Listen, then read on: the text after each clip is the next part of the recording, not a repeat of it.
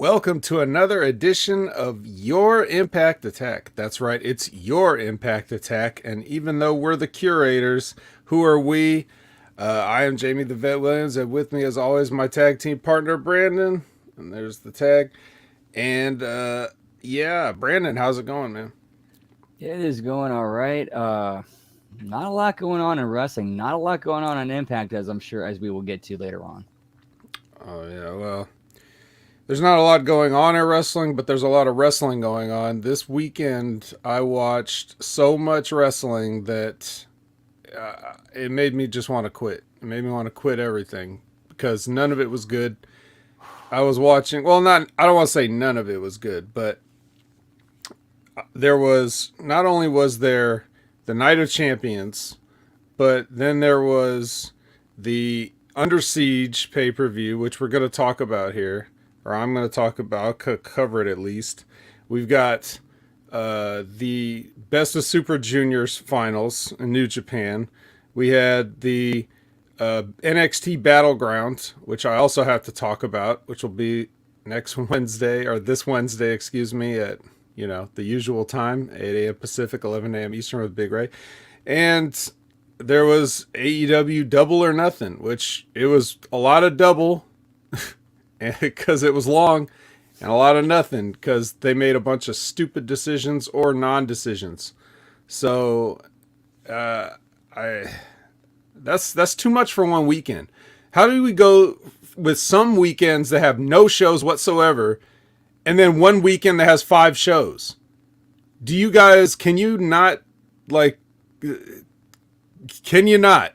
Can you coordinate a little something? Can you look and see what the other companies are doing and try to schedule around it? I And, mean, and, and see that you have nothing on your calendar for one of these weekends and say, hey, maybe I'll do something on that I mean, instead of cram it all in the same weekend? it makes sense why everybody crams it in on the big weekends like WrestleMania, SummerSlam, Royal Rumble, because that's where everybody is at, where you're going to make the most amount of money. You got the biggest customer base. Yeah. That makes sense. Like just random ass weekends, nah. No, not a random ass weekend. But, that's what we do. And that's fine. But there's a definite quantity over quality issue here. And I'm not sure that it matters what the other companies are doing, because I don't think Impact can blame all the other wrestling that was going on this weekend on why their shit was trash. But I'll point all that out as we go along here. Before we get to that, we might as well just acknowledge the chat. They're the C in the VBC, and, well, they deserve to be acknowledged. They're here to be acknowledged. They're the Roman Reigns of this, so we should probably acknowledge them. Yeah, see who we got in the chat tonight. I gotta scroll this bad boy up. We got Jerome Hall, we got Chris Winland, Lisbeth, Steve Eggert, Javi Uchida, Labrat, and I'm sure we will see more of our usual crew filtering in as the show goes on. Whoop, whoop. That's right. That's right. Steve Eggert, man. I hope my good friend Steve. See, I never known him to be an Impact watcher, but maybe, who knows? He's probably just here for the charming commentary, of course. But yeah, so I was looking at the, now you told me that the Punching Up Impact's not ready for this week yet, right? So Yep. when you have that done, you're going to post it on that Substack. So you want to give the people that address one more time, just in case when they're ready to check it out. Yep, it's Substack or HMG Brandon. It's on Substack. Okay, so we won't have that ready for you this week, but I was looking at the news, just for Impact. Not a lot of shit. These clickbait headlines. We've talked about this in the past. There was the top most recent story was, Steve Macklin compares Impact storytelling to the Attitude Era. I'm like, I'm not even going to click on that. The only other thing of any significance was it's something about Jordan Grace's contract expiring, and she's probably about done with Impact for at least for a little while. So that could explain some of the what we're gonna see here.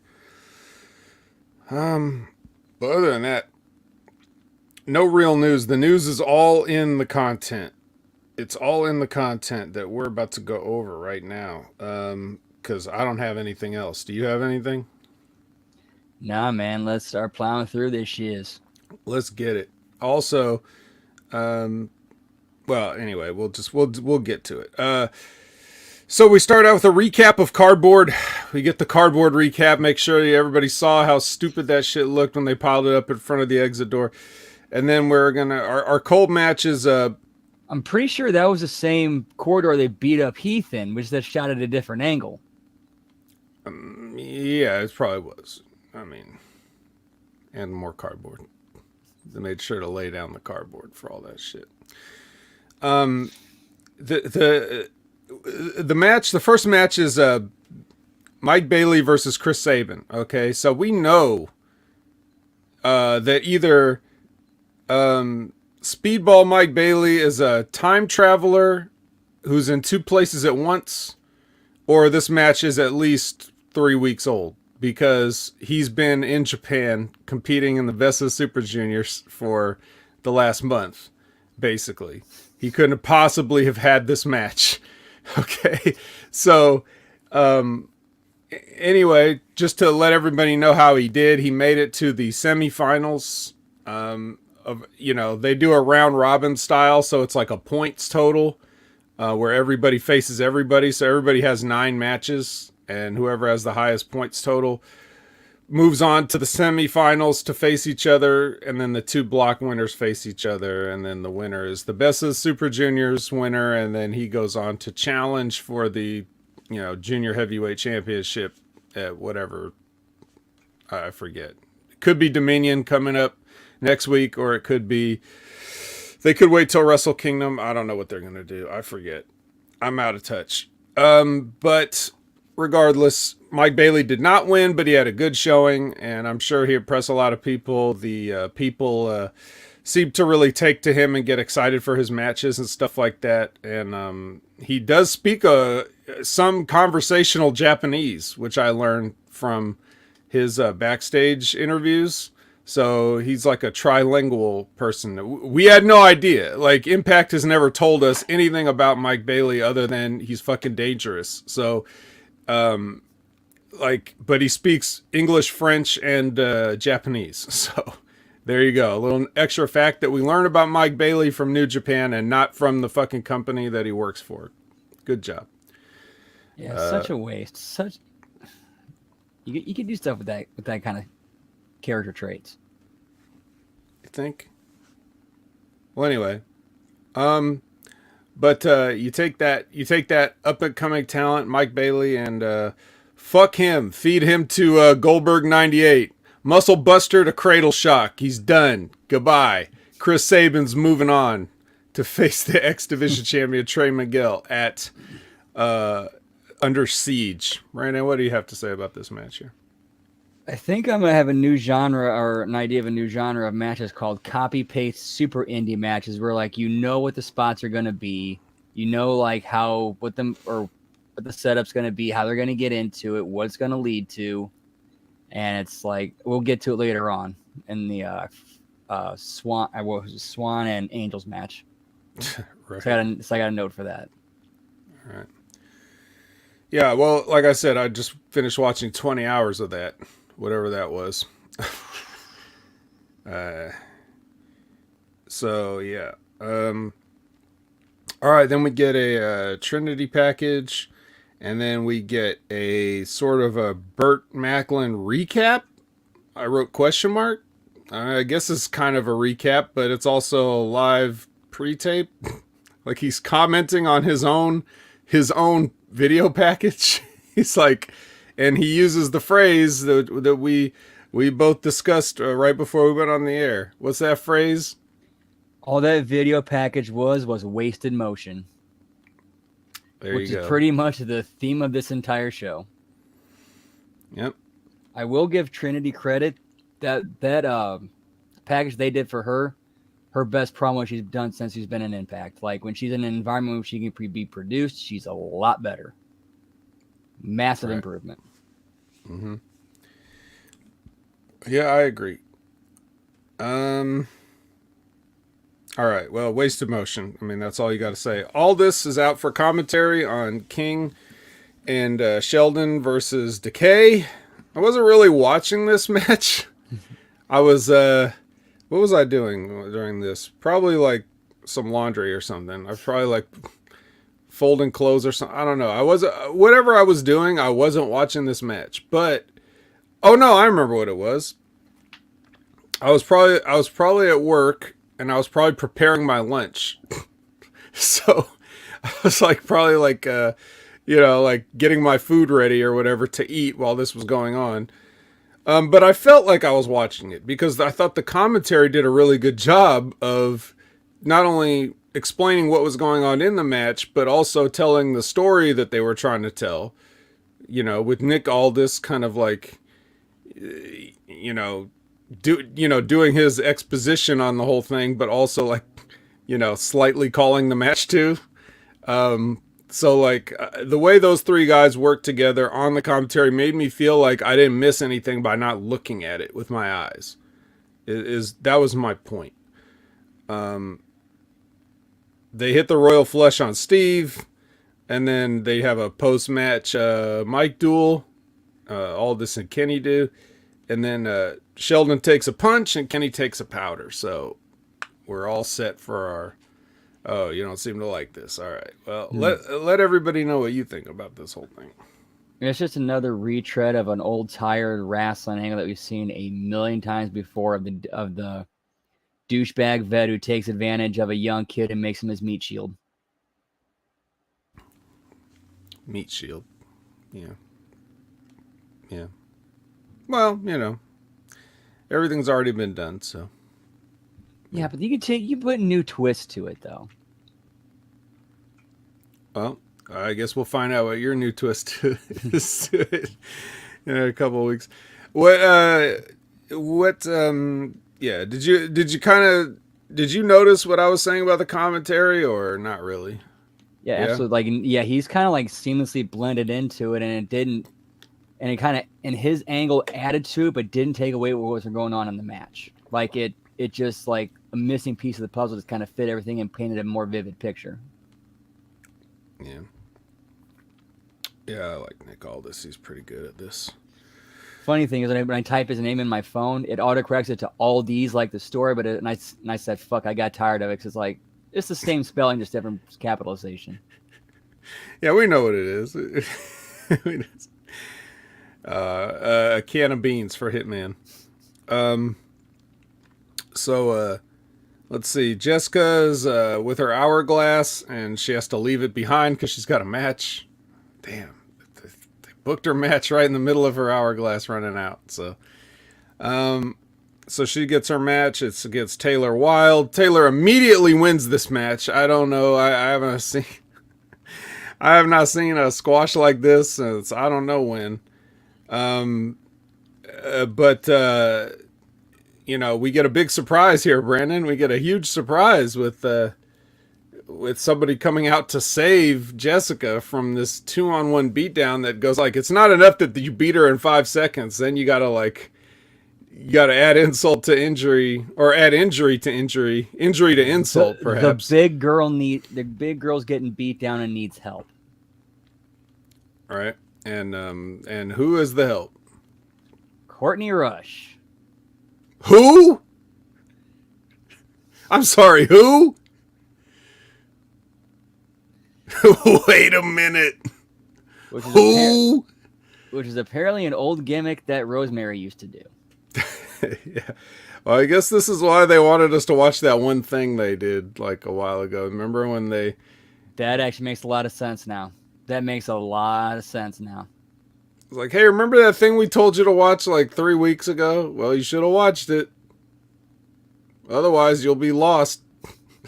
But even then, you'd still be kind of lost because did they Did the documentary explain the storyline reason for like the whole Rosemary Courtney Rush thing? I don't know. I didn't watch that far. I just saw the part where she talked about her original gimmick. I don't think I watched long enough to see if she explained where the Rosemary thing came from. But either way, it's business exposing. So it doesn't matter. It's probably best that you don't watch it. Yeah. Lab Rat says Ruby Riot. I'll take a Courtney Rush over Ruby Riot. I'll tell you that right now. Just, I'll be honest. Liz says, I was like, wow, she looks like Rosemary. It's amazing. We'll get to it later. Yeah, well, anyway, yeah, she comes out, makes the save, and then we go from the break, we go to them in the back, and, you know, I just wrote down, do you want to be a death doll? That's my quote. And after this, like, do you not get the vibe that this Courtney Rush she's kind of like almost like a punkish Pokemon trainer? Is she like another version of Misty, perhaps? Like not like a female Misty? Not kind of like a female Ash a little bit. Female Ash. You get that a little? Jessica, I choose you. Yeah. Like talking about going on an adventure. Yeah, what is that? Like, well, let's get her a hat. In any case, let's get her a red hat. I don't know, dude. What is this? Is this really what? I mean, if she just doesn't want to do that makeup anymore, just say that. You know. That's. So for anybody who has didn't see what happened, the storyline that they're doing is that apparently Courtney Rush was the vessel that Rosemary inhabited for all this time, and she now left it, and Courtney has the memories of what had happened. She's kind of like, screw it. You want to have some fun and go and do some shit? Yep. Well, we don't need you anymore. Whatever your name is, fake redhead number 4. What's her name? Fucking. You know, we had to watch her do these squash matches. It still took longer than Taylor Wilde. Why can't I remember? Because she's so forgettable. Killer Kelly? No, the other one. The new one from Toronto. Oh, Jody Threat. Yeah. With a Courtney Rush, we don't need a Jody Threat. Take a hike. Yeah, no, she was off the show this week. Oh. So. Yep. Lovely. I'm excited. Yeah, I can't wait to see this adventure. Man, this show is just a disaster on so many levels. And I wasn't really, I wasn't thinking Impact was like going down the toilet before I watched this show. I thought it was, it was all right, Like, it's not the greatest, and we all come up with things that we like and don't like, and you punch it up each week and all this stuff, and it's fine. But all of a sudden, it got real amateur all of a sudden. I don't know what it is. I don't know. I guess you can't win them all. Speaking of not winning them all, our next match is Angels versus Rich Swann. I know you got a note for this, but all I have to say is, of all the talents, because I don't want to, we come on here and I don't want to overly disrespect anybody who's still actively doing this and trying to make a living at it. So I'm not going to say that, even though I don't see anything for Alan Angels in any company that I would run or in the business in general, I'm not saying that he's not a talented guy or that he's not good for anything. But of all the talents that he does have, chopping isn't one of them. So just don't do that weak shit. Cut that out of your arsenal and focus on whatever else it is that you do. That's all I have to say on that. What do you got? So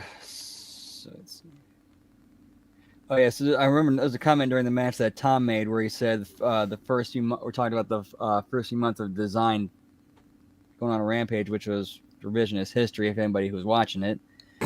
Another Where You Lost Me. I think we had a total of 3 of these tonight. Another copy and paste indie match. And there is a spot where Swan kicks Angels right in the jaw. And as soon as Swan went for the ropes, I immediately knew, okay, somehow it's going to end with Angels no selling and Swan getting suplexed. And sure enough, that's what happened. It's so predictable. But yeah. So Rich Swann wins. Eventually, there's a post-match beatdown with a baseball bat, and by a baseball bat, I mean the hand covering the top of it. Like you have a. This is one of those things where it's like, much like, you know, laying down cardboard in a hallway or whatever. You're really exposing how stupid all of this stuff is when you have a thing where you've got Sami Callihan. Basically, he's got both of his arms pinned because both the other guys are holding him, and Diener has a baseball bat. Now, if this was a real situation where you really were the kind of characters that Violent by Design is supposed to be, or the design, or whatever the fuck you want to call it, you can actually, now you are free to take a baseball bat swing. You can, this is like a T-ball. The T-ball is sitting there, the T is there with the ball on it, and all you got to do is swing away. And what do? Of course, because you can't do that and smash his teeth and face out into the front row, you have to put your hand on top and hit him with the back of your hand. Instead of take a baseball swing like you would, you know? The best you can do is take a fake baseball swing to somebody's stomach, but, you know. And yeah, like, I'm exactly like what you said. You know, the design going on a rampage. What the fuck are you talking? A rampage of jobs? Like, I can't tell you a significant match that the design has ever won, let alone in the past couple of weeks, or certainly any time when, you know, Callahan was involved in disrupting everything they were doing. I don't remember any of that. I don't remember them doing anything that's worth a damn since they've existed. Even with the Eric Young version. They've just been wasting everybody's fucking time. So, what do you mean, a rampage? At least before they got a couple of runs with the tag belts. A rampage. A tag belts. Yes, the prestigious Impact Wrestling tag belts. Yeah, alright. Anything else to say about this before we move on? Nah, just so bad. So bad. Alright, well, I'm Oh, yes. Oh, yeah, so they do a springboard cutter, which is Chris Bay's finisher, and they kick out of it. Nobody thinks of that? No. Well, it's only good when he does it. They just don't have the special technique where he gets an extra little bit of spring and gets a little extra torque on the cutter part. That's why they're able to kick out of the design version and not Chris Bay's version. I understand like that person didn't hit it, but that's perception is reality. Like the crowd doesn't give a shit. They saw the crowd doesn't give a shit. You're right about that. You can stop right there. You can stop right there. Oh my God. Yeah. They don't give a shit about any of this. They're just like, even the biggest design apologists can't defend this shit. There's no apologists? No, they don't. But if they did, they couldn't. Let's go to Diana with Gia and no music underneath. Interrupted by Alicia.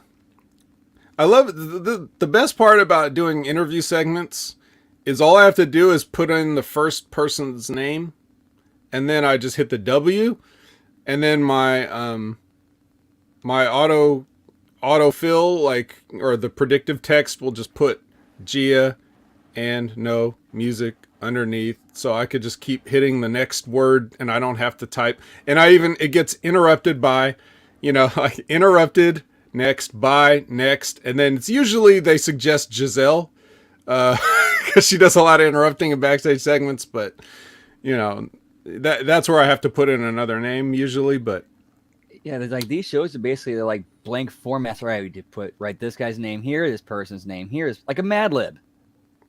Yeah, exactly. It basically is. So, whenever there's interview segments, I like that I don't have to do as much typing and swiping on my phone as other things. Anyway, Alicia's message to Deanna is that basically that Jordan Grace's true colors will show soon enough, whatever that means. Based on what we discussed already, I guess it's leaving. So there you go. And then we go to Masha Slamovich versus Killer Kelly in a kitchen. There's an electrical cord involved sleeper hold. Just a little brawl just to remind you that these two don't like each other still. Any thoughts on that? Or I'm glad to see they're keeping this going, but I think this is going to end up with those two being a tag team at some point. Or it's going to conclude with them as a tag team. Because I noticed, like, at least the way it's produced, Masha's starting to get enjoyment out of the feud. Yeah. Liz says battle of the dominant redhead. Yeah. Maybe they can take on the team of Jody Threat and the other redhead. Kylan King? Sure. It's one of them, I think. Yeah, there's several. There's at least 4. Yeah. Then we get Jordan Grace versus Lish in 1 minute or less. 60 seconds or your match is free. So, yeah. Yes, I got the only notes I had was as soon as Alicia came out, all right, she's going under. As soon as Grace came out, all right, it's a squash. Yep. So, all right, now we get to the only thing on the show with any meat on the bone or interest that we can't really recap it here. Like, you have to see this if you're interested. You have to look this up yourself. But this is where Dango does like this pre-tape style interview. It looks like a cut documentary style thing where he basically has a checklist of everything that veterans say about the current generation of wrestling, but he puts his comedy slant on it. So it it's borderline, but it doesn't cross that exposing the business line necessarily, not quite. So I'm not angry at it. And it is funny. He had a great line during it, where he's like Jim Cornette will love this. No, he'll probably bury it, which I will love. So that gives you a taste of it. But yeah, this is the best thing on that Impact did all weekend. It's too bad that it's just like everything in wrestling that's even a little bit good, it will go nowhere and pay off nowhere and get you nothing, but at least you can enjoy it in a vacuum for what it is. That's all you're doing in 2023 and beyond. You're going to enjoy pieces of pro wrestling in a vacuum. They won't be good compared to the rest of the show. They won't be good compared to any other company or what they're doing. It'll just be this one moment in time that you can enjoy on its own, like a meme or a GIF or anything else. You're not going to get long-term storytelling. You're not going to get good booking. You're not going to get anything. You're just going to get bite-sized moments in time, and this is one.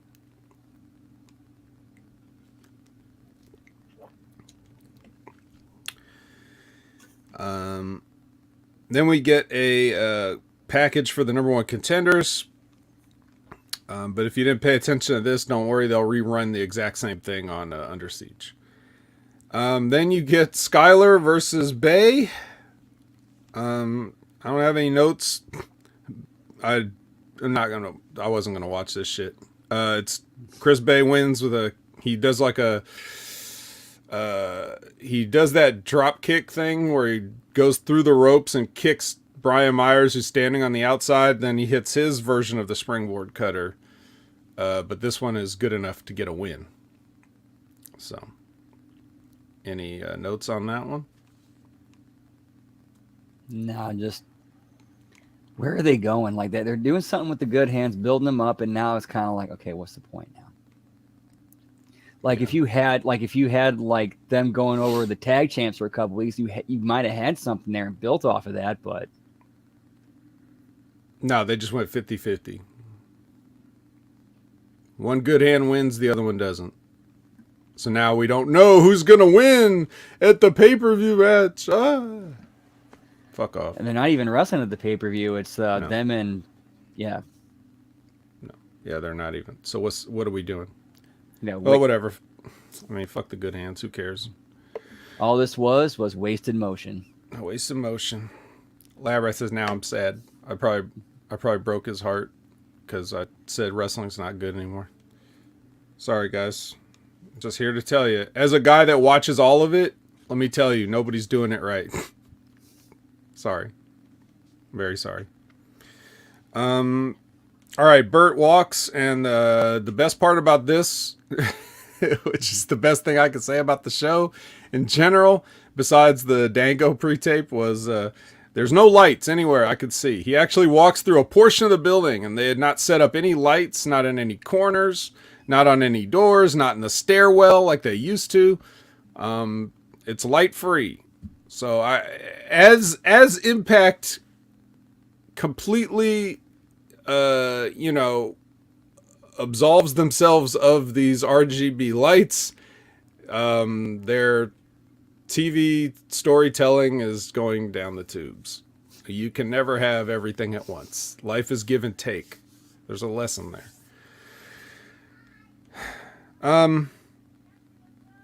All right, so now Macklin gets in the ring. He's getting a promo, his in-ring promo. He killed PCO. So he's dead. PCO's dead. And his new opponent for this pay-per-view coming up is Champagne Singh. He's the most deserving. So he comes out, and Scott D'Amore comes out. He disagrees that Singh is the most deserving, but he does seem to agree at first, at least, that PCO was killed and that's fine, and everything's fine with that. But then the lights go out, and he teleports in, PCO does, or rides a lightning bolt, or however that works. And, yeah. There we go. He, of course, beats people up, I guess, to get people hyped for the... I don't even really remember because I was shaking my head so hard I gave myself a concussion. So, that may explain why I wasn't able to pay attention to this segment fully. I don't remember exactly what happened. Maybe you do. Maybe you want to tell the people what happened, or maybe you just want to shake your head. I don't know. I'll leave it up to you. Oh, where do we start at it? Like the whole thing that Macklin and Scott D'Amore are fighting over is the fact that he wants D'Amore to put the belt around his waist. Like that's what this whole heat between those two is. That's so dumb and childish.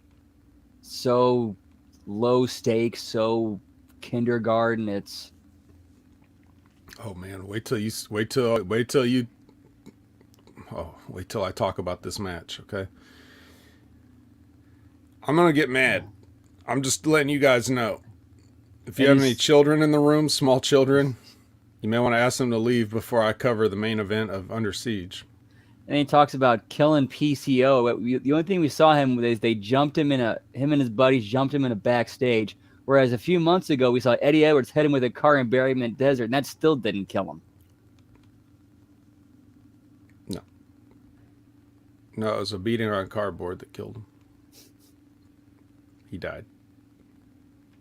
They put him in the ambulance. He died on the way to the hospital. It was sad. It's the same one that Rhino was in? Yes. They can't get two ambulances. And he was already pretty much dead, so they probably just put him in the passenger seat, to save room. Yeah, exactly. Like, see, now, here's the thing. What you said, the low stakes. If you had a promotion where, realism and sport was a focus, then the idea of an asshole telling the guy that runs the show that doesn't approve of his title reign to, put the title on him personally and shake his hand wouldn't be low stakes. It would be like, you could make this like where it's personal enough that it's interesting. But because you have people getting buried in deserts and, hit by cars and, choke slammed on cardboard, you have all this extra this extra stuff around where you're trying, you got people teleporting from other dimensions as, they've exorcised the demon that was wearing their body and all this other bullshit. Now, when you talk about like, just shake my hand, motherfucker, like that's not a good enough storyline anymore. It could be if you were doing something more realistic, but it's not because you're doing cartoon bullshit. You see what I'm saying? It does not work. Or if the sportsmanship storyline is the only sportsmanship storyline on the show. Yes. You have out. you have to match the stakes with everything on your show. It can't just, you can't just do stuff just to do it. Realism of sport was supposed to have been AEW, says Buckshot Kid. Yeah, well, they fucked that up too. But at least they cut down the teleporting. They've just gone straight to hot-shotting the hot-shotting. It's like I say this often enough, but you don't. The hot-shotting is, the reason it's bad is because it's only good the way, like a car accident is entertaining.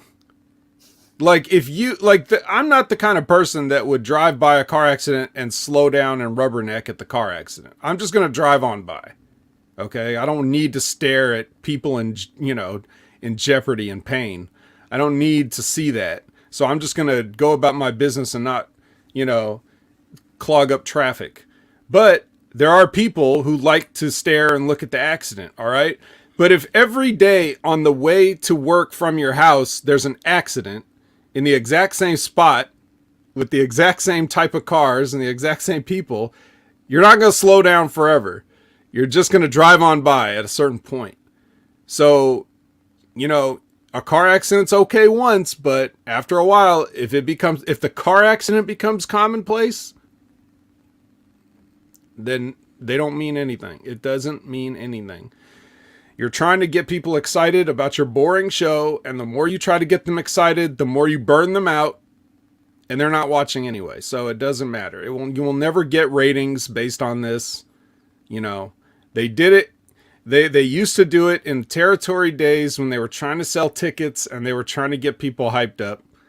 So you would do a little hot shotting to give like a little jolt to the territory, like with defibrillator paddles. Bzz.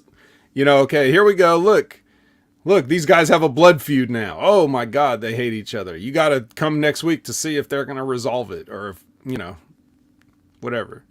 If you have weekly TV, you got to fill hours and hours of weekly TV. Hot shotting does not work the same that way. Everybody's getting in backstage brawls all the time. There's always this action going on, and none of it means anything. There's no consequence to any of it. And that's a perfect, to say there's no consequence to any of it is a perfect segue to Under Siege. But if you want to, if you want to add any final thoughts to this episode of Impact before the go home episode, if you have any final closing thoughts on it, go ahead, please.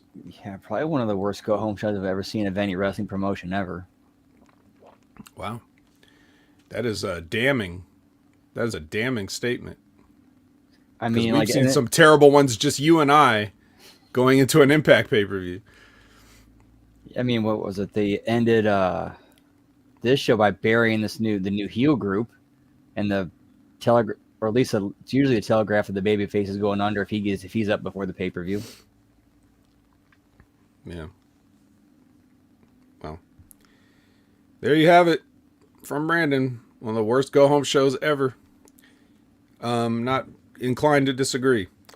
Countdown for Under Siege has the Coven versus the Death Dolls, the new Death Dolls, with Ash Ketchum and Jessica. Non-title, of course, because, you know, why would you?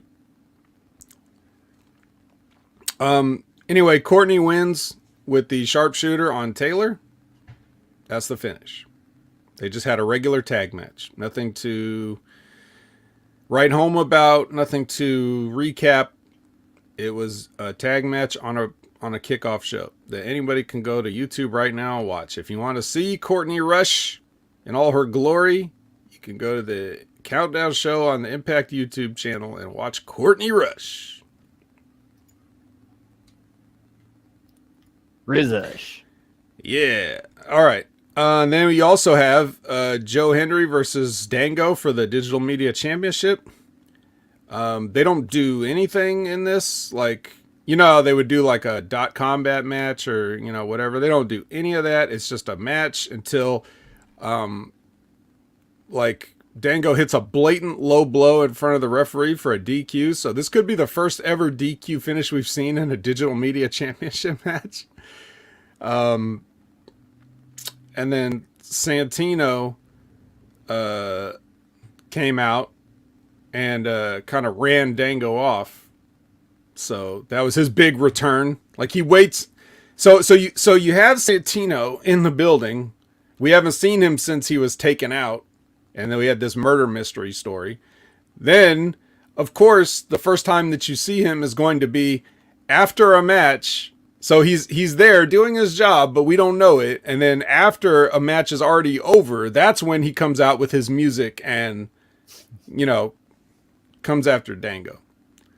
Not as soon as he gets to, like, as soon as Dango gets to the building, he's there and beats the shit out of him and ruins his championship match. Not anything that would really happen, or that he would suspend him on the spot, or nothing that would, no consequence of Dango doing what he did to an authority figure that was supposed to be his, you know, partner, mentor, whatever bullshit they were trying to do with that angle or whatever.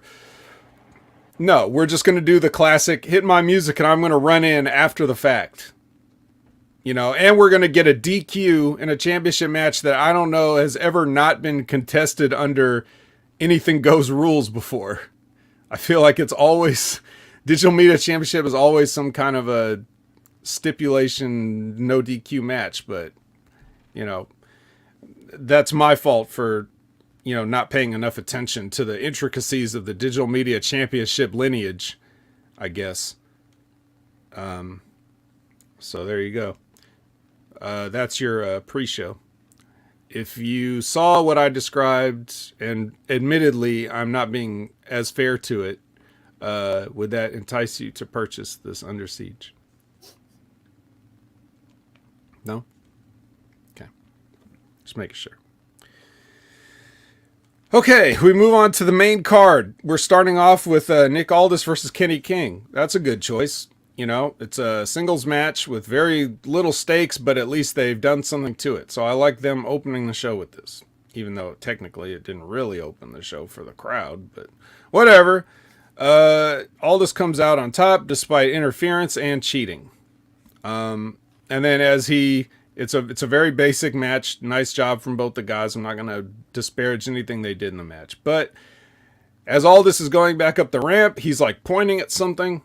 And like the camera tries to like see it. They're like, what are you talking about, Nick Aldis? And then, you know, he goes back and then the camera finally finds Masha and Kelly fighting up in the second level in the fans. So they're up there. They're brawling in the crowd and then they throw them, you know, they spill over the balcony and down to the floor level and then fight into the ring. They get a chain somewhere along the way. And so security and a bunch of referees come out to break this up because this is in the ring and it's not part of the show. So the security and refs come out to separate these two brawling ladies.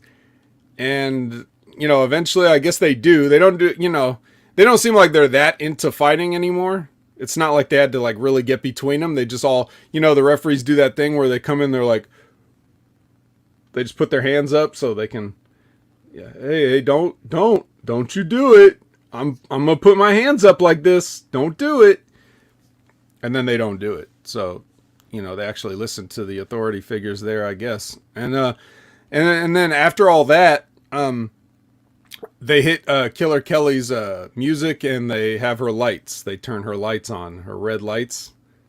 So this impromptu fight that broke out in the stands, they wanted to make sure that even though there is no winner per se, they still got to hit the music of somebody and let's give them the lighting treatment. Can you imagine if you're Scott D'Amore and you have a pay-per-view that's like lined up and timed out, like, okay, we've got these matches, we got to have these matches in this order, and we're on a time constraint and everything, and then two of your employees go and start fighting in the crowd, so it becomes a liability to your company, which doesn't have any money anyways, but now you might have to pay out lawsuits if somebody gets hit with an errant chain, and then they get in the ring, and then all your security has to go out there and break this up and shit, and all this, everything happens. You're like, God damn, these women, they're ruining my show. Why can't they just calm the fuck down and act professional?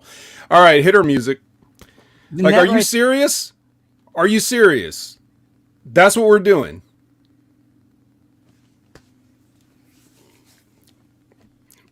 And that whole thing right there itself could be a story of them disrupting the show and then Scott pulling or Gail pulling to the back and reprimanding them for it.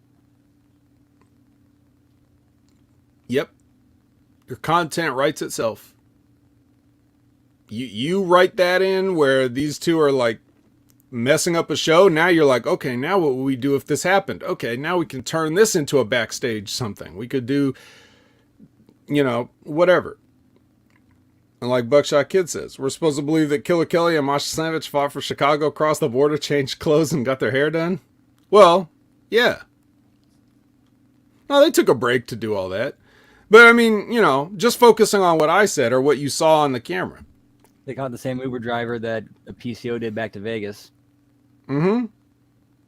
Yeah, I hate this. I fucking hate it. Jordan Grace is with Gia and no music underneath. She says some, existential crisis promo, or her go home line is, if I'm not the best, then who am I? It's like, well, you better figure it out because you sure ain't the best. So, kick rocks. Then we get a package, letting us know the history of what's about to happen, the design versus Sammy, Rich, and the mystery partner that they're supposed to bring in. And the mystery partner is none other than... Did you end up seeing who the mystery partner was? I believe Jake Christ, right? It was Jake Christ. He got the ovation of a lifetime, which was none, because the lights were out, and you couldn't even fucking see him.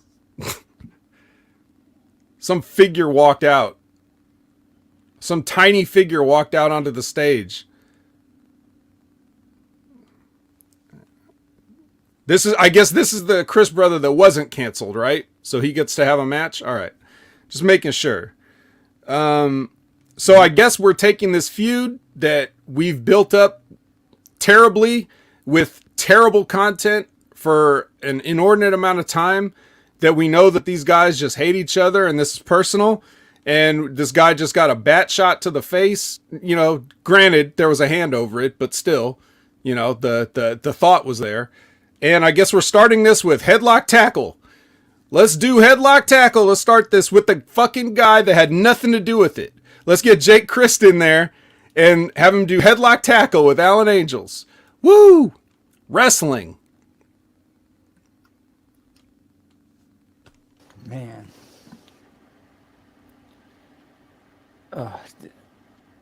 They're not thinking about the story of the character or where they're going. They just think about, okay, what can we do? What kind of moves can we do? They're not even thinking about that, because they did headlock tackle. It's not even a move that you would like. If you want to start the match with Canadian Destroyer, all right, I can see that. I mean, headlock tackle. No, headlock tackle. Let's do that. Yeah, I saw him like, right off the bat, I was like, well, what do I really expect? I mean, none of these guys have an ounce of fucking wrestling psychology amongst the six of them. So, like, what difference does it make? Why do I even bother caring? Like, it's just a match. Let me just watch it. And then Khan, they end up where Khan's outside and he spends like almost an entire minute watching guys get ready to jump on him and just standing there. And I'm like, all right, I'm fast forwarding. I'm not watching this shit. Rich Swann wins the blood feud with a victory roll. So basically great booking all around. It's a brilliant piece of booking. Like the long-term storytelling and the payoff is just mwah. I know that the way we all thought this would end after, Rich and Sammy got a bat beat down on the go home show on Thursday. I knew we would all end it with a victory roll. I knew that would be the satisfying conclusion to this whole thing. It was a nice roll-up pin. Yeah, not Sammy or Swan hitting them back with a baseball bat to pay that off or anything. I didn't even see a bat. So this match should have been a straight-up fight that got this was where you put a DQ, where these guys just fight until the referee's like, fuck it, ring the bell, like, we can't control this. Get all these guys out of here. But you can't do that. Why? Because one, you had a DQ. You wasted your DQ at the beginning of the show because you couldn't come up with a finish for Dango and Hendry. And then you had a spot that had nothing to do with anything where two women got in the ring and brought all the security and referees out. So now they can't just come back out to disrupt what should be the uncontrollable brawl. You remember the episode of The Simpsons where Frank Grimes is like in Homer's house and he's like, "You went to space?"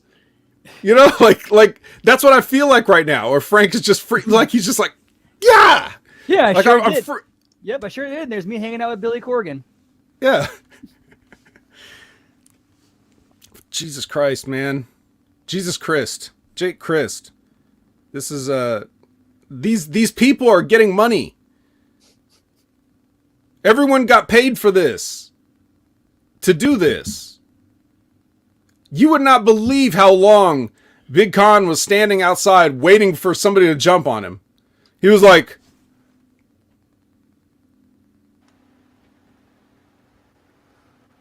ow.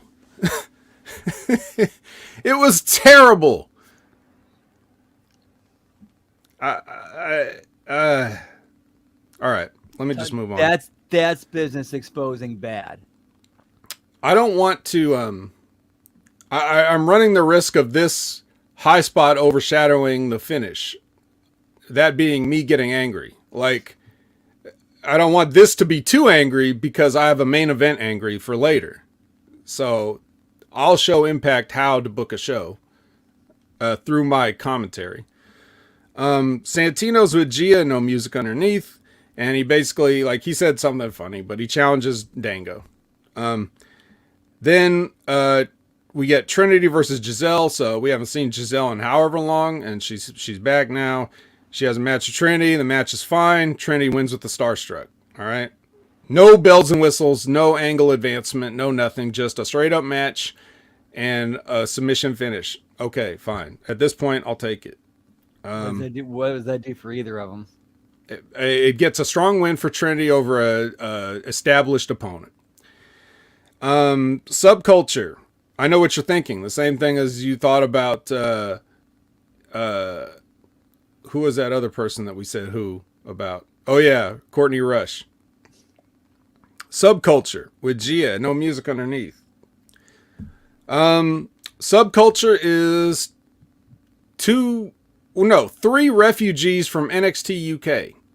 All right. After that shit closed down, WWE was like, no thanks. So you get Mark Andrews, who's been in Impact before. You may remember him as Mandrews. And then he's also got Flash Morgan Webster and some Danny Luna is a girl. They were, very exciting. They're all here. So they get interrupted by Brian Myers and the Good Hands, and they say some bullshit, and then Subculture says some bullshit. So yeah, I've seen these guys, and guess what? I wouldn't sign them either. You know, I know WWE drops the ball on a few talents, you know, here and there. This ain't one of them. There's no use for any of these three people. Sorry, no offense. You just caught me on a bad day, Subculture. Sorry.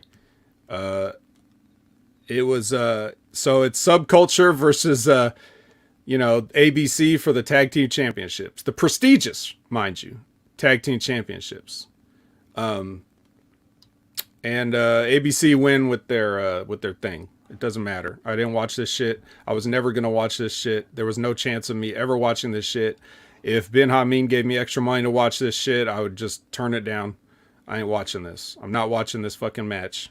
I've seen all these people. I know what they can do. They did exactly what you think they would do. They did nothing else. And ABC won like you knew they would. Then we get another package. And then we get Sabin versus Miguel for the X Division Championship. Again, in all fairness to these guys and even the match I just completely shit on, whatever. Everybody's working hard. I'm not saying that. I'm just frustrated. But they're doing what they're not doing any matches that are good, but they're working hard. If that makes sense. If you don't know the difference, then you're probably a modern wrestling fan. But the difference is you can have a match where you don't do anything in the match and it's interesting. And then you can have a match where you do everything in the match and I'm fucking bored because I've already seen everybody do everything. I want to see you make it make sense. So, just imagine if you went and watched a Marvel movie and none of the characters from the comic books had any like dialogue or anything. It was just 2 hours of explosions and people using their powers and no one talks about anything. Like you have no idea why they're doing it. All you see is CGI, explosions, superpowers, flying around, all that shit. Could you maintain that for 2 hours? No. And you can't maintain it for the 10 minutes it takes to do a wrestling match either. There's no story in any of this shit. They don't know how to they don't know how to get people invested. They don't know how to sell. They don't know anything about that. They just know, okay, what I can do is a bunch of action, so I'm doing it. And that's what they did. And that's what Sabin and Miguel did. As long as they've been doing it, whatever. They did a better version of it than some other people might. But ultimately, there's nothing innovative or interesting that you'll see here that you wouldn't have seen in the past somewhere. So there's a ref bump. Miguel used the spray paint. I was thinking this is Chris Sabin we're talking about. So the finish has got to be, he gets the spray paint. He sprays him in the face. Then he takes the can, hits him in the head. Then he finds a bucket of paint, dumps it over his head, and then takes the bucket and sticks it on Chris Sabin's head. Then he runs it into the ring post, and then he pile drives him with a bucket on his head off the top rope. And then that might be enough to beat Chris Sabin. But no, all it took was this spray paint in the eyes on a schoolboy, and that was enough to beat Chris Sabin. So I was shocked. He must be getting old because I can't believe he lost this easy.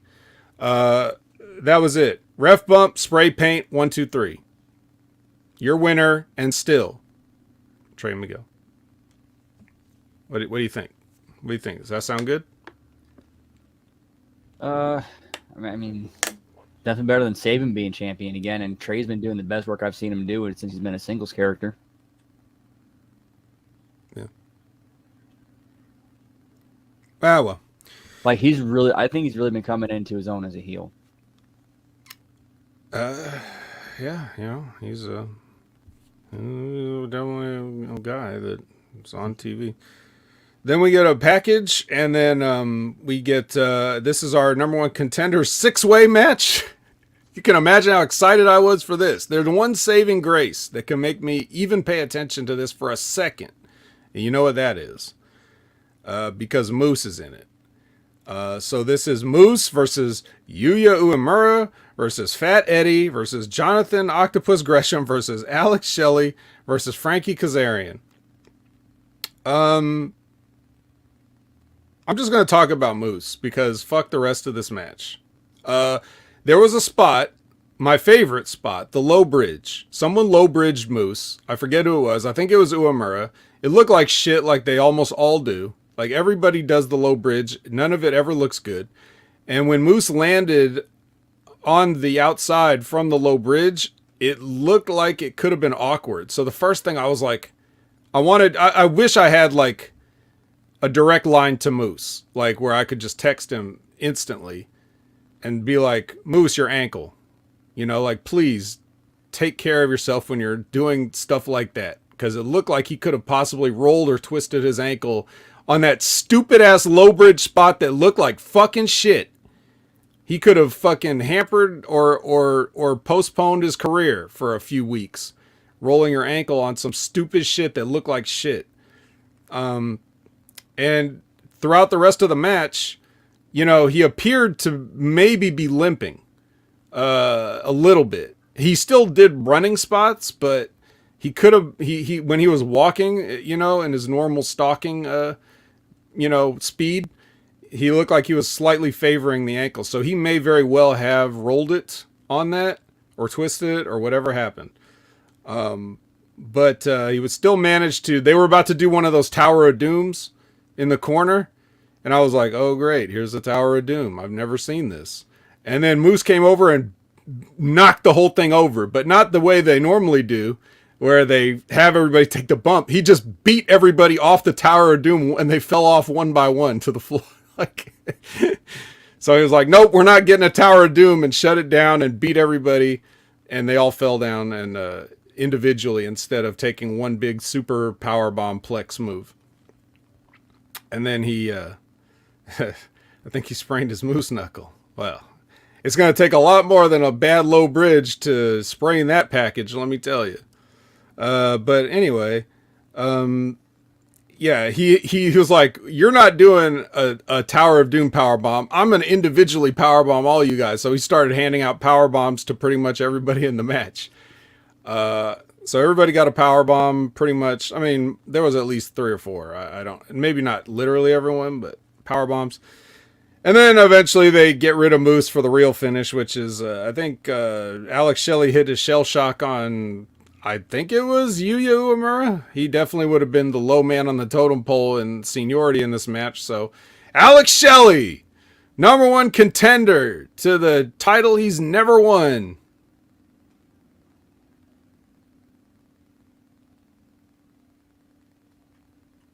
Alex Shelley, everyone. You ready? You ready for Alex Shelley? Hooray. Moose is a giving man. Yes. Yes. He channeled his inner Kevin Nash and started power bombing X Division guys. That's basically what happened here. I wouldn't put it past Moose that's what he was thinking with that whole spot. J Hall says silent. Buckshot Kid says we don't care. It's giving more time to Derby City. Great. We go from no viewership to negative viewership. And you're probably still going to get hurt. Crickets. 3 cricket emojis. Yep. Alex Shelley, everybody. Because hey, why are you guys disrespecting Alex Shelley? Don't you know that he's one of the most innovative wrestlers of the past 20 years, and basically everybody wrestling now owes their career to Alex Shelley? And he's one half of the greatest. Didn't you guys hear that? And he's one half of the greatest tag team of all time, as they say on the show. Yeah. How could you put cricket emojis for this guy who's clearly going to realize his lifelong ambition and become the Impact World Champion? I don't know. I don't know if I like you guys anymore. I don't know if we should acknowledge the chat or read their input any longer if they're going to be like this. This is Alex Shelley we're talking about here. He's our first ballot Hall of Famer in anybody's Hall of Fame. The Cauliflower Alley Club is just waiting for him to retire so they can induct him. You know? Or just waiting for him to retire. Either way. But still. Alex Shelley, guys. Yeah. Wow, you guys. I thought I knew you guys, man. I thought I knew you guys. Seriously. This is how bad this shit is. Like, again, I have to disrespect Alex Shelley on here because of how bad everything is. You know? Like, in Alex Shelley's world, he's just a guy who liked wrestling and got into wrestling and became a wrestler and wrestled. I mean, what else is he supposed to do? He's doing his best. It's not his fault he fucking never learned psychology or anything. Or he did learn it and chose to ignore it for 20 years. Like, it's not his fault. He's just another one of these guys. Like, I don't hold him any personal contempt. But because of the state of things now and the state of this particular company and the state of this particular show, I have to sit here and, you know, disparage Alex Shelley for winning a match that he didn't even book himself in or book himself to win.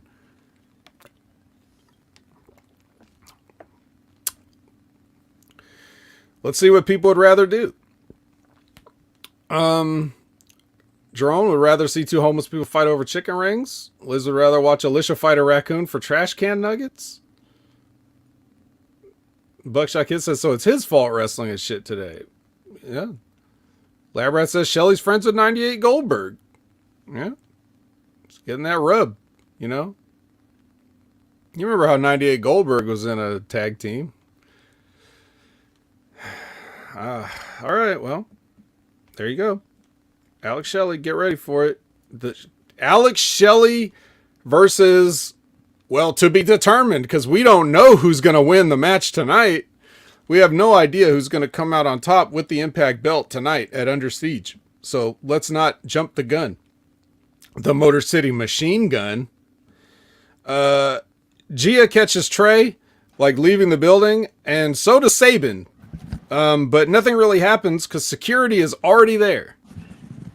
It's like security accompanies Chris Sabin, who's still dabbing at his eyes from the spray paint, as he's trying to yell at Trey, and Trey's like, oh, I'm leaving. I'm going to my car. I'm out of here. But security's there. They got plenty of security to make sure that these guys can do nothing more than yell at each other. There will be no physicality. We got security. Don't worry. That's going to come into play later. Remember that. Then we get a package, and then it's Grace versus Deanna for the Knockouts Championship. This is a point where I was actually falling asleep, I think. I've already been up. I've already seen so much bad wrestling, and I'm sure that they had a wonderful match, and I wasn't going to rewind to see the parts I missed. What I did see was that Deanna hit the Queen's Gambit off the second rope.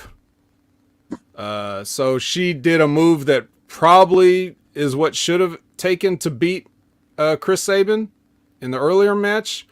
A second rope pile driver, but she used it on Grace, and now Grace can no longer challenge for the Knockouts Championship. When they added this stipulation, I lost, I can't remember, but apparently they added it somewhere where, she doesn't get any more chances after this, as long as Deanna's the champion. So, which, like, what even, who fucking cares? Why do you even need to make that a stipulation? It doesn't mean anything. If you don't want her to challenge, you just don't book her in the matches anymore.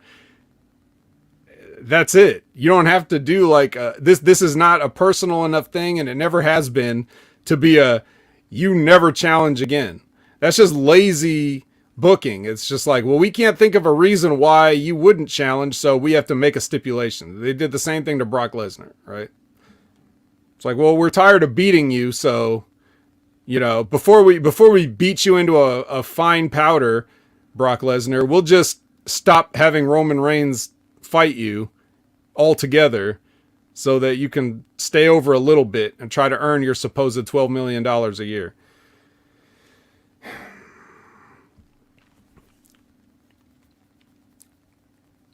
There's some more I'd rather watch two very fat women fuck around a pound of flour. Well, that maybe not that. Steve says, I'd rather watch Lex Luger try to take off a t-shirt. They're too tight. The t-shirts are too tight too, Billy. I'm telling you. All right. Now we get another package to set up our main event. As Mark Henry would say, looks like there's been enough talk.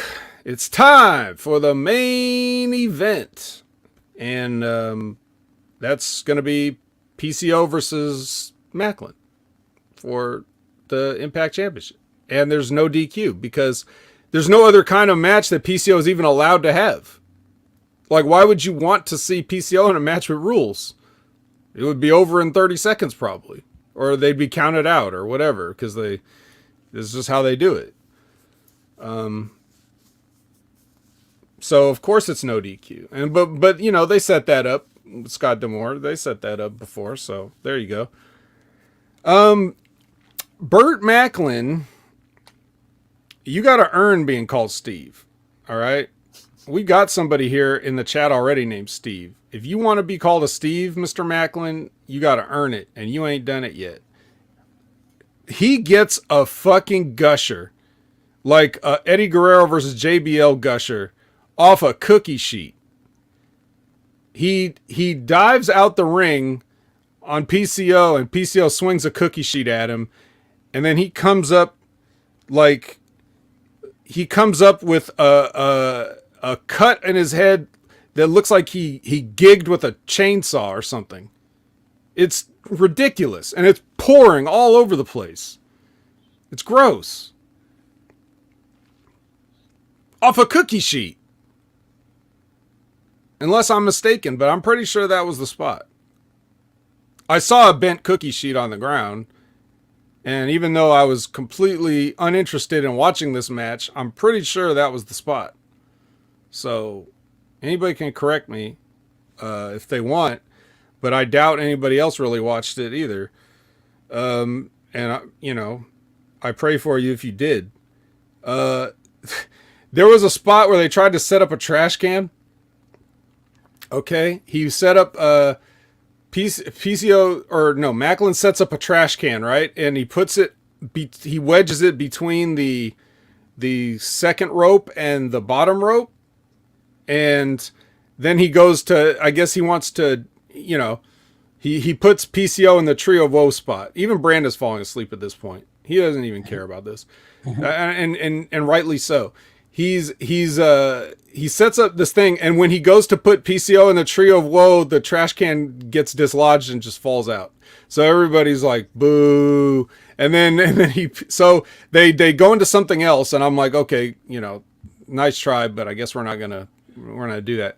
Then he goes to do it again. He sets up the trash can again, like about 45 seconds to a minute later. He sets up the trash can. It stays in place this time. He puts him in the Tree of Woe again. The trash can doesn't fall out.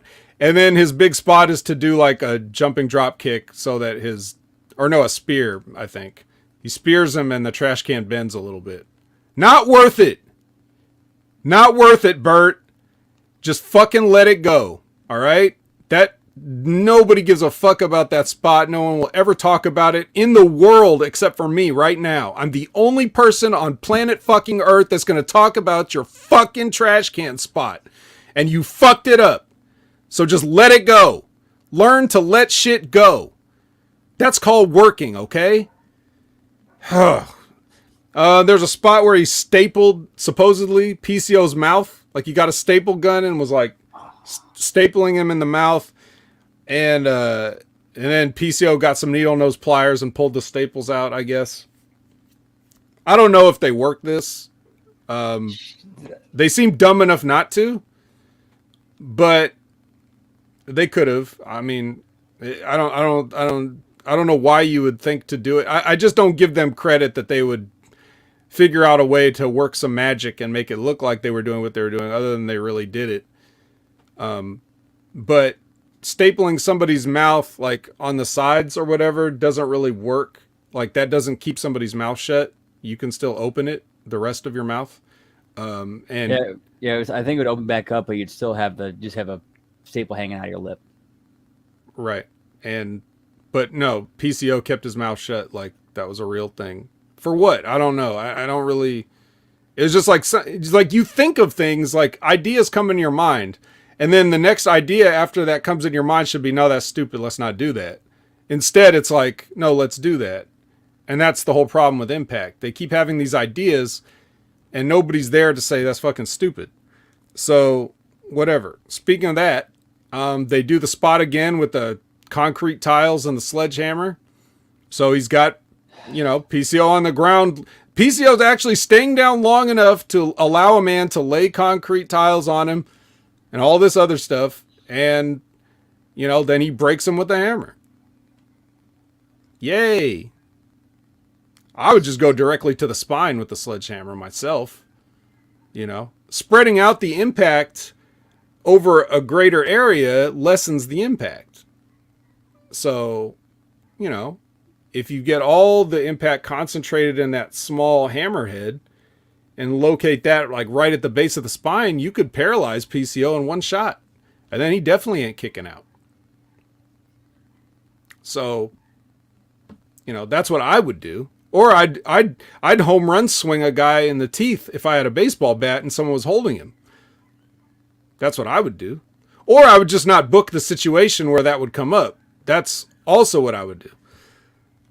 So anyway, after all this, like think of all the stuff that I said: staples in the mouth, the sledgehammer dim mock, the gusher off the cookie sheet, the deadly trash can spear, all the stuff that we've seen. And, and after all that, Burt wins with his shitty DDT. Like that's what is enough to finish, PCO, the unkillable. It's just his KIA. There's not a KIA on something, not a KIA off of something. It's just hit the DDT and go home. So, there you go. So Steve Maclin's pouring blood. And then he calls out Scott. He's like, hey, let's do the strap on. And I know how I made that sound because that's how I felt watching this shit. So we're getting the belt. He goes to put the belt on Steve Maclin, and Maclin lets him. And then he does this, he goes to shake his hand. Scott holds his hand out, and Steve Maclin just is like, psh, and walks off. So he leaves Scott hanging in the ring and goes up the ramp. And then all of a sudden, from behind, here comes Bully, and he chokes Scott D'Amore with something. I forget what it was. A belt, probably. Choked him with a belt.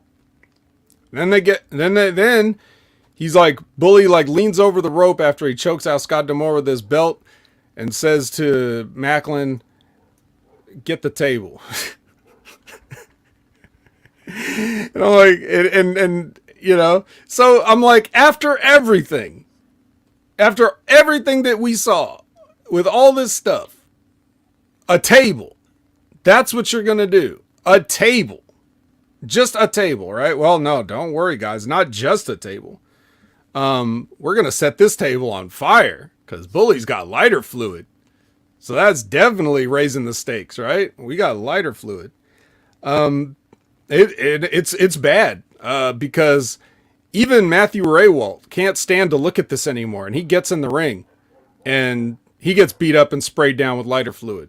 So it's like, oh my God, are they going to set this commentator on fire? Is that what they're going to do? Is that how they're going with this? Are they actually going to do this? And then, no, but PCO, he's not really dead. It was just a DDT after all. So he got back up and he tried to help, and then he gets his ass kicked again. And then they forget about Raywalt, which is just on that. He's laying there with he just gets hit a couple of times, and then they spray him down with lighter fluid. So he's laying there on the ground. Now, if you get hit, this guy's a former wrestler, all right? This is not like, it's not like Tom got in the ring or something.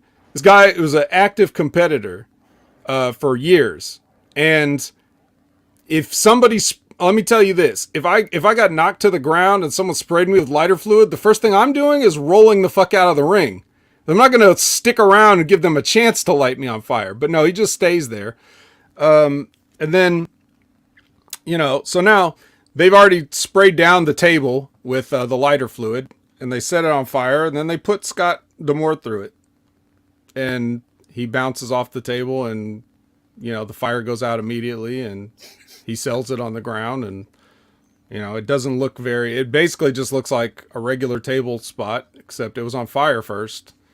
And that's supposed to be devastating.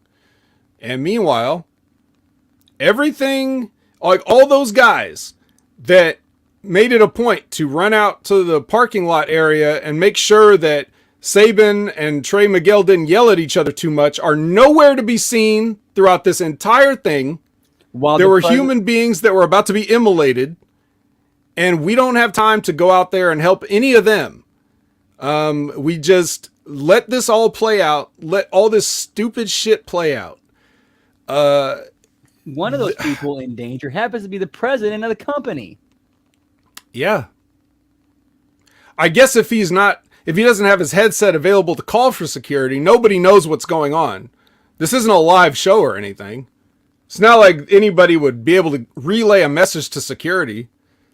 So they're all standing there like by some doorway with their hands clasped in front of them, like just waiting for the word, just waiting for the order. No wrestlers.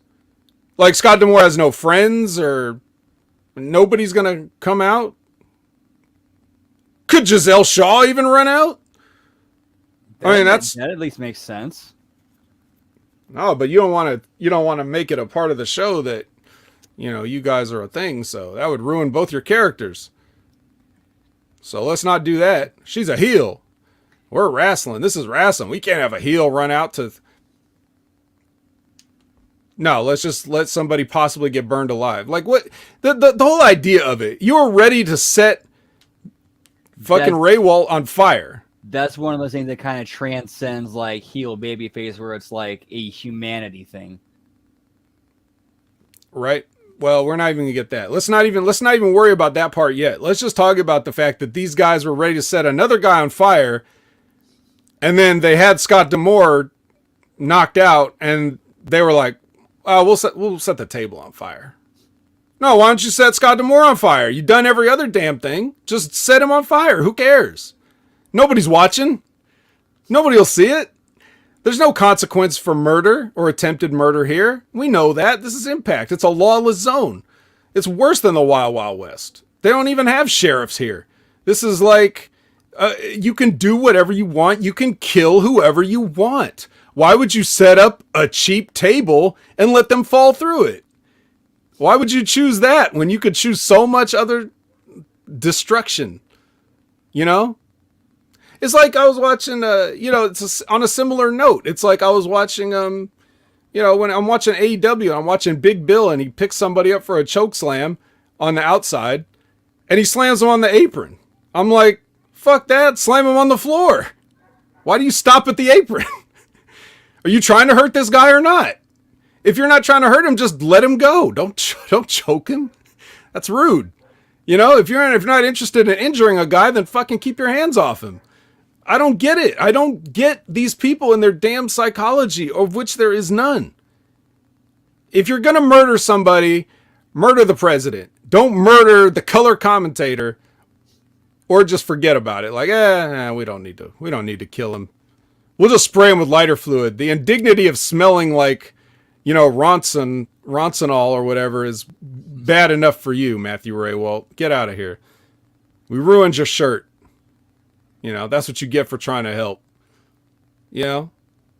It's so fucking bad. I can't even believe this shit took place. I can't even believe that this company still exists. And they continue to do this shit. What do they think this is going to do? Do they think anybody is going to see this and wish that they watched it? No. Because if they give a shit at all, then whatever they saw in like a Twitter clip or, you know, whatever, an Instagram reel or TikTok or wherever you saw Scott D'Amore get powerbombed through a flaming table, that was it. You saw it. You didn't have to waste 3 hours of your life to see it. You just saw it immediately. And do you think anybody's going to say, wow, I'm going to buy tickets to Impact when they come to my town? I might see them put the president through a flaming table. Well, no, you won't, because you already saw that on TikTok. So you're not going to see that again. You're not going to sit down and watch Access TV and sit through commercials and shit to watch this other shit. I don't know how it's going to help your business. You know, I just don't know. I really don't know. But that was Under Siege. That is a show that is creatively under siege. I feel like I'm the siege on this show. Look, I'm kicking down the cardboard and I'm tearing this place apart. And I don't have to worry because there's no security to stop me unless I yell at somebody from the parking lot. Then I'll get grabbed by 6 guys that aren't good enough wrestlers to get booked on this show, and I'll get carted off. Meanwhile, you can you could commit arson in a small enclosed area, and that's all right for the president. Do you think any one of these guys are going to get fired or suspended on the next episode? Of course not. I know you tried to kill Matthew Raywall, and I know you put me through some furniture that was slightly warmer than it normally would be, but you know, I guess we're going to have a match at some point.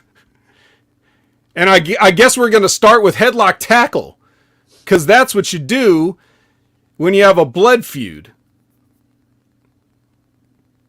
If I was Anthem, I would just fold this shit up. Fuck all these people. Get work somewhere else.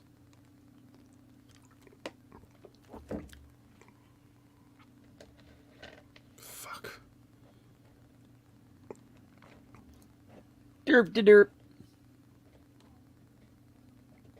So anyway, that was that. And it's in the rearview mirror now.